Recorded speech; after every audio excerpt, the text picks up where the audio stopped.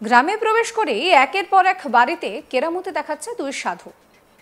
তাদের কৃপা পেতে টাকা পয়সা মূল্যবান সামগ্রী নিয়ে হাজিরও হচ্ছেন বহু মানুষ। যদিও একটু পরেই হুঁশ ফেরে গ্রামবাসীদের, কিন্তু যতক্ষণে হুঁশ ফিরেছে ততক্ষণে তো সমস্ত কিছু হাতের বাইরে চলে গিয়েছে। সাধু বেশে দুজনকে নিয়ে চলে গেল পুলিশ। ঘটনাটি ঘটেছে পশ্চিম মেদিনীপুরের দাসপুরে। জানা গিয়েছে দাসপুরের গুড্ডুল্লি গ্রামে প্রবেশ করে সাধু বেশে দুই ব্যক্তি। শুরু থেকেই বিভিন্ন কেরামতির মাধ্যমে গ্রামবাসীদের নজর কাড়ে তারা। ওই দুজন জানায় যে তারা অযোধ্যা থেকে এসেছে এবং সকল পরিবারের মঙ্গল কামনার জন্য প্রার্থনা করবে। না চাইতেই একের পর এক ভবিষ্যৎবাণী করতে শুরু করে। মানুষের আগ্রহ বাড়তেই নানান চমৎকারী বিদ্যা দেখাতে শুরু করে এই দুই সাধু। পরিস্থিতি রীতিমতন কিন্তু যখন একদম হাতের মধ্যে চলে এসেছে তখন অনেকেই অনেক রকমের প্রণামী দিতে শুরু করে। আর সাধু বাবা সেই সময় কিন্তু নিজের যে বলা যেতে পারে যে কেপমারি সেটাও শুরু করে দেয়। পরিস্থিতি দেখে হাত মুঠো করে সামান্য কিছু প্রণামী সাধু বাবাকে দেন স্থানীয় আদিত্য মণ্ডলের স্ত্রী রুমা মণ্ডল। সাধু বাবা গৃহবধূর হাতের মুঠোয় দিলেন মাটির ঢেলা। মুঠো খুলতেই চক্ষু চরক গাছ গৃহবধূর। দেখেন মাটির ঢেলা সম্পূর্ণ শিব ঠাকুরে পরিণত হয়েছে। আরো কিছু টাকা দিতেই গৃহবধূর হাতের মুঠোয় উঠে এলো চকচকে পাথর, পরে আরো টাকা। এইভাবে কয়েক হাজার টাকা দেওয়া হয়। ওই গৃহবধূ সহ প্রতিবেশীরা সাধুর ক্ষমতা দেখে শ্রদ্ধায় প্রণাম করা শুরু করেন। কেউ কেউ বিভিন্ন রকমের পাথর মাদুলির জন্য টাকা দিয়ে লম্বা লাইনও দেন। যদিও কিছুক্ষণের মধ্যেই তাল কাটে। হঠাৎ করে কয়েকজন সাধুকে ধরে জিজ্ঞাসাবাদ শুরু করে, আর তাতে সাধুদের আসল যে রূপ সেটা সামনে চলে আসে। আপনাদেরকে আগে দেখাই সেই ভিডিও।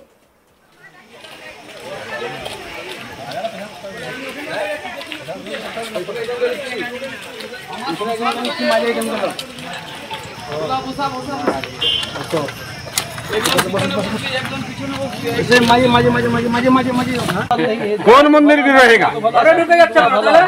আরে এই যে 700 টাকা কি কারণে 700 টাকাটা দিচ্ছে? কারণটা কি?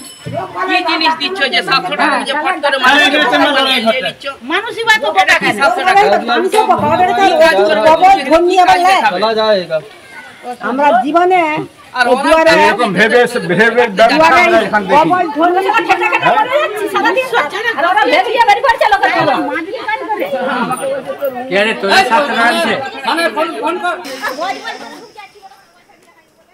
অভিযোগ ওঠে ওই সাধুরা পাড়ারই এক মহিলার সঙ্গে খারাপ আচরণও করেছেন। শুধু তাই নয়, পাড়ার বেশ কয়েকজনের সঙ্গে একইভাবে তারা প্রতারণাও করেন। এই অভিযোগ সামনে আসছে।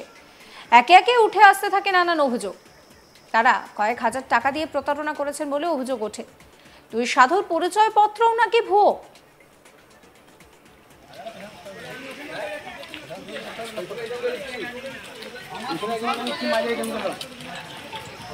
গ্রামবাসী গোবিন্দ সামন্তের কথা শোনাবো আপনাদের। প্রথমে একটা সাধু ঢুকার পর এবারে ওখানে গেলো আমার কাছে বললো যে এরকম আমার দিকে কিছু সাহায্য করো বলেছে।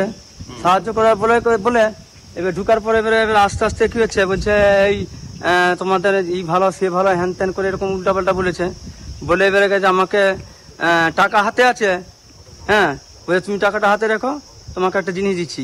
বলে যে টাকা হাত খুলে দেখি না তখন একটা ঠাকুরের ছবি এসছে। আবার হচ্ছে হাত বন্ধ করতে বলছে, তখন দেখলো একটা কবজ এসে গেল আমার বইয়ের হাতে। হ্যাঁ ভগবান তো বিরাট ভগবান এসছে করে। হ্যাঁ আর ওদের পুরো গ্যাং আছে।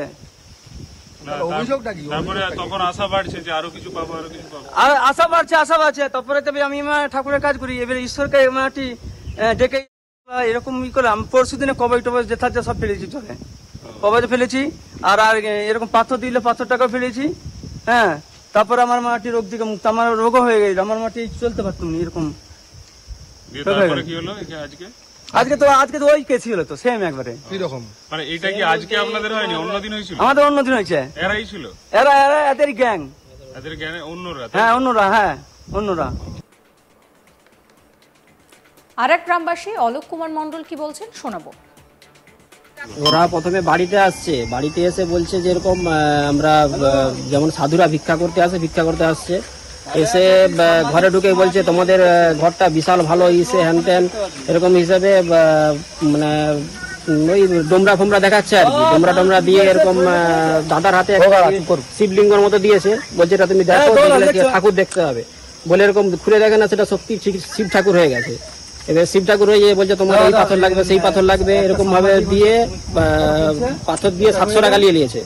700 টাকা নিয়ে তারপর আমার ফ্যামিলির কাছে এরকম বলছে এরকম তোমার দেখি হাত দেখি সে আনতেন এরকম বলে তার কাছ থেকে এরকম পয়সা মোটামুটি ভালো পরিমাণে পয়সা নিয়ে পালিয়ে যাচ্ছিল। তারপরে আমরা এখান থেকে পাড়ার সব জানাজানি হতে সবাই মিলে